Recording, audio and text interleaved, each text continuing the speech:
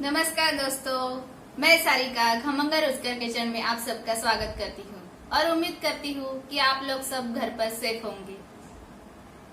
घर में रहिए, मेरी रेसिपीज देखिए और उसे जरूर ट्राई कीजिए। तो चलिए शुरुआत करते हैं आज की रेसिपी की। आज हम बनाने वाले हैं एग स्टार्टर। तो चलिए शुरुआत करते हैं।